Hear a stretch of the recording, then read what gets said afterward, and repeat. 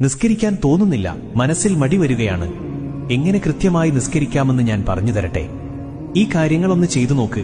ഇൻഷാ അല്ലാഹ് നിസ്കരിക്കാനുള്ള മടി നമ്മിൽ നിന്നില്ലാണ്ടാവും. 1. ബാങ്ക് കൊടുക്കുന്ന സമയം നമ്മൾക്ക് തോന്നും ഇനിയിപ്പോ നിസ്കാരം പിന്നെയാക്കാമെന്ന്.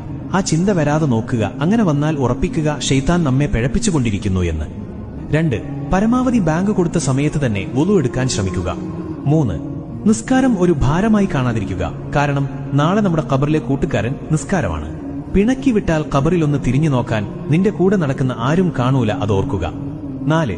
സ്വർഗത്തിന്റെ താക്കോൽ നിസ്കാരമാണ് എന്ന് റസൂലോര് തന്നെ പറഞ്ഞതാ. അതെപ്പോഴും ഓർമ്മയിലുണ്ടാവുക. അതിനർത്ഥം ആ താക്കോൽ ഇവിടെ നിന്ന് കരസ്ഥമാക്കാത്തവർ സ്വർഗം മോഹിക്കേണ്ട. 5. കുറച്ചു കഴിഞ്ഞു നിസ്കരിക്കാം എന്ന് തോന്നുന്ന സമയം ഖബർ, മഹ്ശറ, വിചാരണ ദിവസം, സിറാത്ത്, നരകം, ഈ സ്ഥലത്തൊക്കെ നമ്മൾ ഒറ്റക്കാണ് എന്ന ബോധം എപ്പോഴും മനസ്സിലുണ്ടാവുക. 6.